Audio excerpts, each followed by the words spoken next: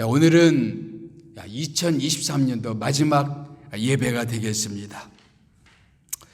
세계 명품 시장의 연간 시장 규모는 약 800억 달러, 한국말로 말하면 약 76조 원 정도 된다고 합니다. 그리고 한국 명품 시장 규모는 약 1조 5천억 원 정도. 그래서 한 해에 약 1조 5천억에서 2조 원 정도가 한국 명품 시장에 판매되는 그런 액수라고 합니다. 한국 관세청에서 적발되는 명품 위조 품은 1년에 약 1만 개에서 2만 개 정도, 돈으로 따지자면 약 2조 6천억 정도가 관세청에서 발견하게 되는 명품 위조 상품이라고 합니다. 사람들은 왜 이렇게 명품에 열광하게 되는 것일까요? 그것이 과시욕이든 아니든 간에 사람들 마음속에는 이 고급스러움에 대한 갈망이 있다고 생각합니다. 오늘 본문 말씀에는 고상하다라는 말이 나옵니다. 우리는 모든 사람들에게는 그런 고급스러움 혹은 고상함에 대한 열망이 있습니다. 오늘 8절 말씀 보게 되면 우리 다 같이 한번 읽어볼까요? 시작. 또한 모든 것을 해로 여김은 내 주 그리스도로 예수를 아는 지식이 가장 고상하기 때문이다. 이 고상하다는 말을 새 번역에서는 고귀함으로 번역했고, 그리고 우리 공동번역 성경에서는 존귀함으로 번역을 했습니다. 그리고 영어 성경 번역에서는 가장 뛰어난 가치, 탁월한 가치라는 말로 번역을 했습니다. 그래서 사람들 마음속에는 고상함에 대한 열망이 있습니다. 그래서 고상한 인생이란 무엇일까? 고상한 인생이란 무엇일까? 한마디로 말하면 가장 가치 있는 것을 위해서 살아가는 인생이라고 믿습니다. 이제 2023년도를 다 마무리하는 한 해입니다. 그리고 이제 새해부터는 새로운 날이 시작되게 되어 있죠. 그래서 새로운 해 우리가 기대하는 것은 뭐냐면은 가장 고상한 인생, 다시 말하면 가장 가치 있는 인생을 향해서 우리가 달려갔으면 좋겠습니다. 이 가치 있는 것의 반대는 뭘까요? 가치 있는 것의 반대. 쓸모없는 것 혹은 가치 없는 것.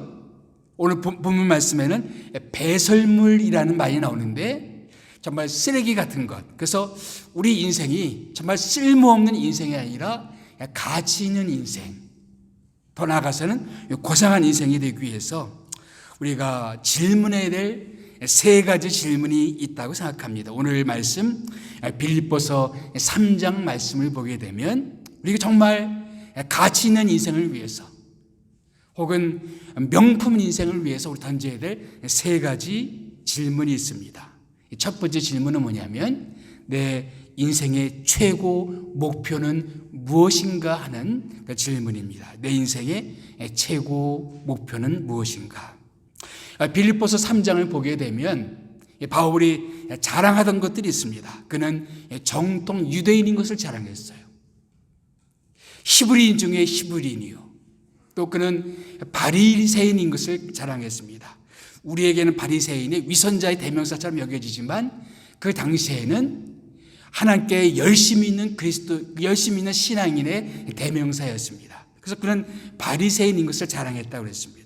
또한 그는 율법에 열심히 있었던 것도 자랑을 했습니다. 그는 자랑하고 싶었던 것이 참 많이 있었습니다. 그런데 그가 예수를 만나고 보니까 자기가 자랑하던 것들이 다 의미 없어졌다. 자랑하던 것들이 다 가치 없어졌다라고 말합니다. 그러면서 자랑하던 것을 심지어 뭐라고 표현하냐? 두 가지로 표현해요. 두 가지가 뭐냐? 빌립보서 3장 8절 말씀 보게 되면 그가 예전에 자랑하던 것을 두 가지로 표현해요. 첫 번째는 뭡니까? 그것을 해로 여겼다. 해로 여겼다. 해로 여긴다는 것은 뭐냐면은 해롭다 그런 뜻이 아니고 손해봤다라는 뜻입니다. 그전에는 그런 것을 붙잡는 것이 인생의 어떤 이익을 잡는 것처럼, 땡 잡는 것처럼, 남는 장사처럼 생각을 했어요.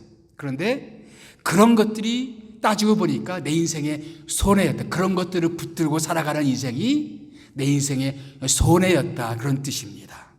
또 한 가지 표현한 것이 있어요. 뭐라고 표현합니까? 배설물로 여겼다. 배설물로 여겼다. 그렇게 자랑하던 것, 그렇게 자기가 정말 자랑스러워했던 것들이 생각해 보니까 아무 의미가 없는 것들, 정말 배설물 같은 것, 손해보는 것. 왜 그렇습니까? 여기 말씀 보니까 그리스도 예수를 아는 지식이 가장 고상하기 때문에. 예수를 만나기 전에는 몰랐는데 예수님을 만나고 보니까 정말 예수님을 아는 것이 가장 가치 있는 일이다. 그런 깨달음이 왔어요. 그래서 그 예수를 만나고 보니까 다른 모든 것, 예전에 자랑하던 모든 것들이 다 손해처럼 여겨지고 그리고 배설물처럼 여겨진다. 어떤 이들은 그것을 붙잡고 있기 때문에, 자랑스러운 것을 붙잡고 있기 때문에 예수님께 나오지를 못합니다. 높은 사회적인 지위, 어떤 이들은 그것을 자랑할지 몰라요. 그런데 그것 때문에 내가 예수를 만나지 못한다면 그것은 내 인생의 손해라는 것입니다. 높은 학식을 가진 것, 또 인류 대학을 나오는 것, 그것이 내 자랑거리일 수가 있어요. 그런데 혹시 그런 높은 지식이 내가 예수를 만나는 것에 방해가 된다면, 가장 가치 있는 예수를 만나는 일을 방해한다면 그것은 오히려 그런 것들이 손해다라는 것이죠. 이민 생활을 하면서 비자 문제가 해결되고 직장 문제가 해결되고 그리고 집을 사고 생활이 안정되고 감사한 일이죠. 그런데 삶이 안정된 것 때문에 오히려 주님을 찾지 않는다면 그것은 감사한 것이 아니라 오히려 내 인생의 손해일 수가 있다는 얘기입니다. 그것이 바로 사도 바울이 지금 고백하는 얘기입니다. 예수를 만나고 보니까 예전에 자랑하던 것들, 그리고 모든 것이 다 의미 없어졌다. 심지어는 뭐라고 표현해요? 배설물처럼, 쓰레기처럼 그렇게 사람들이 높이 평가할 그것이 내 인생의 이제 배설물이 되었다라고 이야기합니다. 교회 생활하는 사람들 중에서 교회는 나오지만 참으로 예수님을 인격적으로 만나지 못한 사람들이 종종 있습니다. 교회 나오고 주일 성수하고 심지어 헌금도 하고 봉사 생활을 하지만 참으로 인격적으로 예수님을 내 인생의 구주와 주님으로 만나지 못한 사람들이 종종 있어요. 그런 사람들 특징 중에 한 가지는 가치관의 변화가 없습니다. 그런데 참으로 예수님을 깊이 만나게 되면 가치관의 변화가 생깁니다. 전에 정말 가치 있게 여겨졌던 것들, 전에는 그것을 못 가져서 안달을 내던 것들이 이제 예수를 만나고 나니까 생각이 달라지는 겁니다. 전에는 의미 없어 보이던 것들이 오히려 가치가 있게 되고, 전에 자랑스러워하던 것이 이제는 별로 의미 없어지는 가치관의 변화가 생기게 되는 것입니다. 중세 스콜라 철학의 제왕이라 불리는 토마스 아퀴나스라는 사람이 있습니다. 이 사람이 쓴 책 가운데 신학대전이라는 책이 있어요. 기독교의 명저 중에 명저입니다. 그래서 수많은 크리스찬들이 1200년대에 지어진 이 책을 지금도 많이 읽고 있습니다. 그런데 이 책은 1부, 2부, 3부가 있는데 3부를 쓰다가 중단이 되었어요. 이 토마스 아퀴나스라는 사람이 신학대전을 3부를 쓰다가 절필을 선언합니다. 더 이상 나는 책을 쓰지 않겠다. 그 사람들이 물었습니다. 왜 이 위대한 책을 더 이상 쓰지 않습니까? 물었더니 이런 얘기를 합니다. 그때가 1273년도 12월 6일이었다 그래요. 그날 예배를 드리는 중에 정말 하나님의 깊은 임재를 경험했습니다. 하나님의 강력한 임재를 경험했어요. 그래서 주님을 깊이 만나고 보니까 이전에 내가 정말 주님을 알았다고 생각했는데 정말 그날 내가 정말 주님을 깊이 체험하고 보니까 이제껏 내가 알았다고 생각했던 모든 지식, 또 내가 썼던 이 모든 책들, 사람들이 칭송에 맞지 않는 이 위대한 책들, 그런데 이 모든 것이 지푸라기에 불과하다라고 얘기했습니다. 그래서 난 더 이상 책을 쓰고 싶지 않다. 그래서 그 위대한 신학대전이 미완의 책으로 끝나버립니다. 그만큼 예수 그리스도를 진정으로 만나게 되면, 그 예수를 정말 맛보게 되면 다른 모든 것들에 대한 생각이 달라지는 거예요.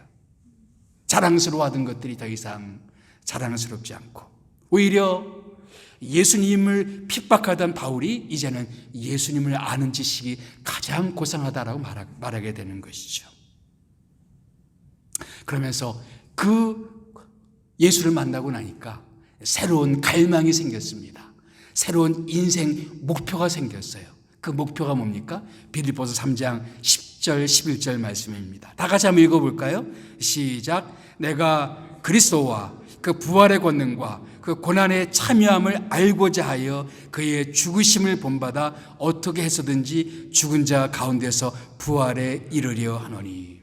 정말 그 예수를 만나고 보니까 그 주님이 가장 가치가 있고 가장 고상하다. 그렇기 때문에 이제부터 나는 그 주님을 좀 더 알고 싶다. 그리스도를 좀 더 알고 싶다. 그 주님의 능력을 좀 더 알고 싶다. 부활의 능력, 예수님을 죽은 자 가운데서 부활시켰던 그 주님의 능력을 내 삶 가운데 좀 더 깊이 경험해 보고 싶다. 예수님의 고난에 더 깊이 참여해 보고 싶다. 고난의 영광이 무엇인지를 맛보고 싶다. 비록 내가 당하는 이 고난이 힘든 고난일지라도 이 고난이 정말 그리스도의 고난에 그 영광에 참여하는 것이라면 이 고난에 참여해 보고 싶다. 또한 죽은 자 가운데서 부활하셔서 지금 살아계신 그 그리스도, 그 주님의 임재를 지금도 살아계셔서 내 삶 가운데 역사하시는 그 주님을 좀 더 맛보고 싶다. 이것이 사도 바울의 새로운 인생 목표가 되었습니다. 전에는 정말 사람들이 칭송에 맞고 사람들이 자랑하던 그것을 추구했었어요. 이제는 달라졌다. 나는 이제 예수를 좀 더 알고 싶다. 예수님을 위해서 내 인생을 살고 싶다. 그러므로 고상한 인생, 명품 인생, 가장 가치 있는 인생이란 무엇일까? 바로 내 인생의 최고의 인생 목표, 예수 그리스도를 위해서, 예수 그리스도를 좀 더 아는 그런 것을 위해서 내 삶을 드리는 것입니다. 그러므로 명품 인생을 위한 첫 번째 질문은 이거예요. 내 인생의 최고 목표는 무엇인가? 임생활 가운데서 여기 안정하고 정착하고 직장을 갖고 좋은 직업을 갖고 그것을 뛰어넘는 내 인생의 최고의 목표는 무엇인가? 삶은 안정되고 모든 것이 부러울 것이 없는 인생이라 할지라도 내 인생이 단지 그것만을 위한 인생이라면 명품 인생이라 할 수가 없을 것입니다. 갈매기의 꿈이라는 그런 소설이 있죠. 이 갈매기가 보니까 다른 갈매기도 좀 달라요. 다른 갈매기들은 바닷가에 있는 그런 썩은 고기들을 탐하는데 이 갈매기는 다른 꿈이 있었어요.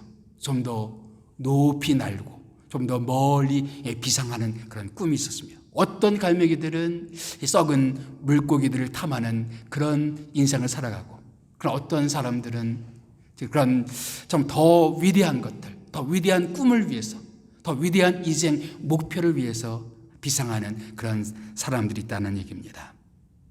명품 인생 바로 그런 인생이죠. 그냥 화려하게 내 인생을 치장하는 것이 아니라 내 인생의 최고의 목표, 가장 고상한 목표가 무엇인가? 그래서 나의 최고의 인생 목표는 무엇인가? 두 번째, 명품 인생을 위한 또 한 가지 질문이 있다면 나는 과거에 매여 있지 않는가 하는 질문입니다. 바울은 예수를 만나고 나서 그 예수가 자기 인생의 표대가 되었다고 말합니다. 그리고 오늘 빌립보서 3장 말씀 보게 되면 나는 그 표대를 위해서 달려간다라고 이야기합니다. 그런데 그 달려가는 인생을 위해서 방해하는 것이 있어요. 그것이 뭘까요? 빌립보서 3장 13절 말씀입니다. 다 같이 읽어볼까요? 시작. 형제들아, 나는 아직 내가 잡은 줄로 여기지 아니하고 오직 한 일, 즉 뒤에 있는 것을 잊어버리고 앞에 있는 것을 잡으려고. 뒤에 있는 것이 우리의 장애물이 될 수가 있습니다. 우리가 앞으로 나아가는 데 있어서 뒤에 있는 것들, 그래서 잘 달리기 위해서는 뒤에 있는 것을 잊어버릴 줄 알아야 된다. 다른 말로 말하면 과거에 얽매이지 않아야 된다는 얘기입니다. 이 성인 아이라는 말이 있습니다. 어른은 어른이 되었는데도 여전히 감정적으로는 어린아이 수준에 머물러 있는 경우들이 있다라는 얘기입니다. 어린 시절 부모에게 버림받았습니다. 그래서 늘 누군가가 자기를 버리지 않을까라는 생각에 사로잡혀 있습니다. 그래서 친구와 깊은 우정을 나누지 못합니다. 또 어떤 사람들은 어린 시절에 부모나 주변 사람들에게 별로 인정받아 보지 못했어요. 그래서 늘 그의 마음 가운데 사람들의 인정받는 것에 집착을 하고 그것 때문에 모든 것을 다 희생해버리는 사람들도 있습니다. 어떤 사람들은 어린 시절에 깊은 상처를 받아요.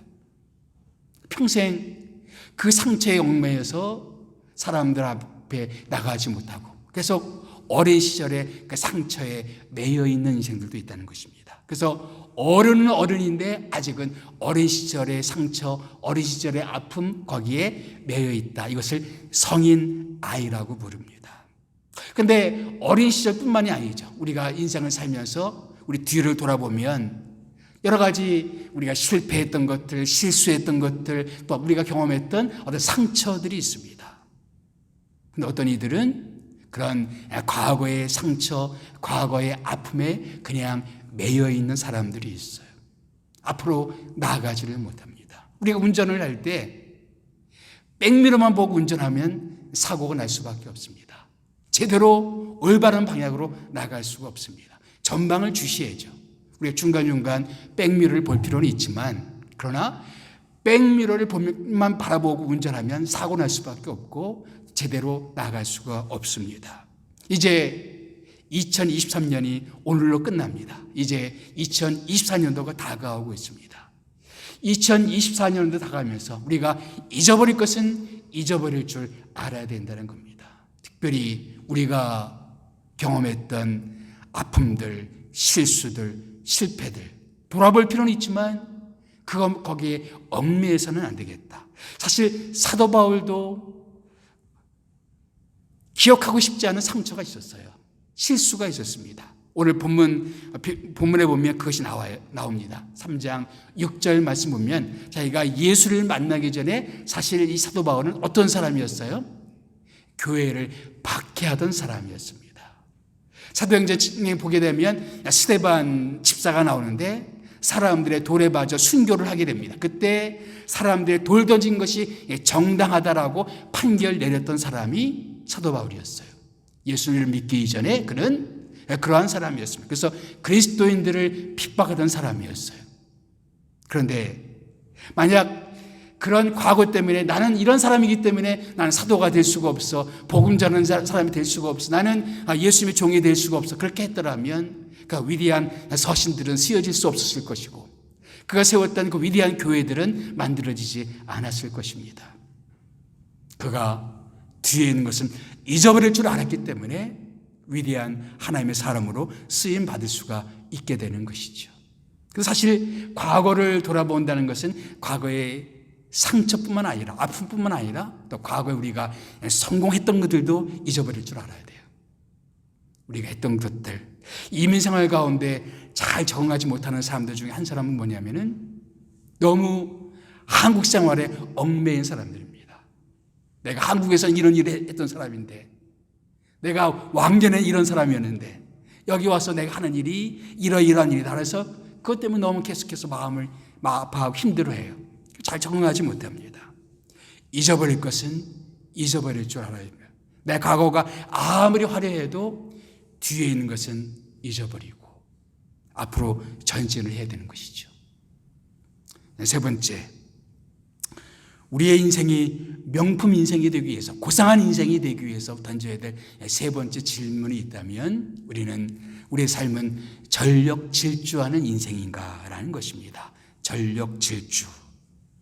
오늘 말씀 보게 되면 3장 12절, 14절 말씀 보면 반복되는 단어가 있죠. 다 같이 읽어봅시다. 시작. 오직 내가 그리스도 예수께 잡힌 바 된 그것을 잡으려고 달려가노라. 푯대를 향하여 그리스도 예수 안에서 하나님의 위에서 부르신 부름의 상을 위하여 달려가노라. 여기 달려간다는 말은 원래 무슨 뜻이냐면은 사냥개가 먹이가 떨어지면 그 먹이를 향해서 전력 질주하듯이 달려간다는 뜻입니다. 바울은 자기 인생이 그러했다라고 이야기합니다. 자기가 예수를 만난 이후에 자안하거나 돌아보지 아니하고 오직 그것만을 바라보고 그것을 향해서 전력 질주하며 달려왔다. 그 표대 되신 예수 그리스도, 그 예수를 향해서 나는 전력 질주해 왔다. 심지어 그가 인생을 마감하고 죽음을 얼마 앞둔 마지막 편지에서 디모데 후서가 사도 바울의 마지막 편지, 죽음을 얼마 앞둔 시점에 쓴 편지입니다. 그래서 그 디모데 후서 마지막 장에 보게 되면 사도 바울이 이렇게 고백합니다. 나의 떠날 시각이 가까웠도다. 나는 선한 싸움을 싸우고 나의 달려갈 길을 다 마치고 나는 평생을 달려왔다는 얘기죠. 예수를 만나고 나서 예수를 아는 지식이 가장 고상하기 때문에 또 그분을 위해 살아가는 인생이 가장 가치 있는 인생이라는 것을 깨달았기 때문에 나는 그분을 위해서 달려왔다. 전력 질주해 왔다. 그렇게 말하고 있습니다. 전력 질주를 방해하는 것이 있다면 산만함이라고 말할 수가 있겠죠. 하고 싶은 거 다 하고 내가 좋아하는 일 다 하면서는 전력 질주할 수가 없습니다. 내 인생에 정말 가치 있는 무엇을 발견했다라면 모든 것들을 뒤로 하고 거기에 올인할 수가 있어야 되겠다라는 것이죠. 예수님께서 비유를 하셨죠. 어떤 사람이 밭을 일구다가 진주를 발견했어요. 그래서 그 밭주인에게 그 자기 가진 모든 것을 팔아가지고 그 밭을 삽니다. 그래서 진주를 자기 소유로 만들어요. 진주를 얻기 위해서 희생할 줄 압니다. 마찬가지로 정말 가치 있는 무엇을 내가 발견했더라면 다른 것들을 희생할 줄 알고 오직 내가 중요한 일에 집중할 줄 알아야 됩니다. 정경화 씨는 세계적인 바이올리니스트죠. 어느 날 그 신문 기자와 인터뷰한 것을 글을 읽은 적이 있는데 이런 대화가 오고 갔었습니다. 당신은 어떻게 세계적인 바이올리니스트가 될 수 있었습니까? 물었더니 한마디로 안 했죠. 기자는 뭘 안 했습니까? 그랬더니 하고 싶은 것을 안 했죠. 그럼 당신은 뭘 했습니까? 바이올린만 했죠. 그가 세계적인 연주자가 될 수 있었던 것은 뭐냐면은 자기 일에 집중했던 것입니다. 자기가 하고 싶은 일, 자기가 누리고 싶었던 것은 많이 있었죠. 그러나 정말 자기에게 중요한 한 가지, 거기에 올인했습니다. 그래서 세계적으로 두각을 나타내는 인물이 되었죠. 성경에서 그런 인물을 꼽으라면 저는 갈렙을 꼽겠습니다. 갈렙은 12명의 정탐꾼 중에 한 명이었습니다. 여호수아 모세가 가나안 땅을 앞두고 12명의 정탐꾼을 보내는데 거기에는 여호수아도 있었고 갈렙도 있었습니다. 그런데 다른 10명의 사람들은 다 부정적인 평가를 했어요. 그런데 갈렙과 여호수아는 올라가자. 우리가 차지할 수가 있다. 비록 두렵지만 그러나 우리는 올라갈 수가 있다. 하나님 우리에게 허락하셨다. 이야기합니다. 그러나 다른 사람들의 목소리가 너무 강했습니다. 하나님이 진노하셨어요. 그래서 그 세대 사람들 다 광야에서 죽게 했습니다. 40년이 지났습니다. 모세도 죽고 이제 모세의 뒤를 이어서 여호수아가 지도자가 되었어요. 이제 가나안 땅에 들어가게 되었습니다. 과제가 남았습니다. 가나안 땅을 정복해야 될 때가 되었어요. 그때 갈렙이 한 말입니다. 내 나이가 이제 85세이지만 나는 아직도 싸울 수가 있습니다. 이 산지를 내게 주옵소서. 바울에게 여호수아에게 그렇게 말을 합니다. 내 나이가 비록 85세지만 나는 아직도 싸울 수가 있습니다. 이 산지를 내게 주옵소서. 그가 정탐했던 그 땅을 보고 나서 그 땅에 대한 야망을 놓치지 않았습니다. 그리고 나이가 많았어도 그 꿈을 놓치지 않았어요. 그리고 그 땅을 차지하기 위해서 자기가 비록 노구이지만 그러나 자기가 그것을 두려워하지 않고 이 전장에 나서게 해달라고 부탁하는 장면이 나옵니다. 2024년도 우리가 정복해야 될 가나안 땅이 있습니다. 우리가 하나님 앞에 그런 기도를 했으면 좋겠습니다. 이 산지를 내게 주옵소서. 내가 정복해야 될 땅, 내가 하나님 앞에서 취해야 될 땅, 하나님 나에게 약속하신 그 땅, 정말 내 인생이 고귀한 인생이 되기 위해서, 하나님께 쓰임받는 인생이 되기 위해서, 하나님께서 기뻐하는 그런 인생이 되기 위해서 내가 전력 질주하면서 달려가야 될 그 인생 목표를 향해서 쓰임받는 그런 인생이 되시기를 주님의 이름으로 축복합니다. 우리 기도하겠습니다.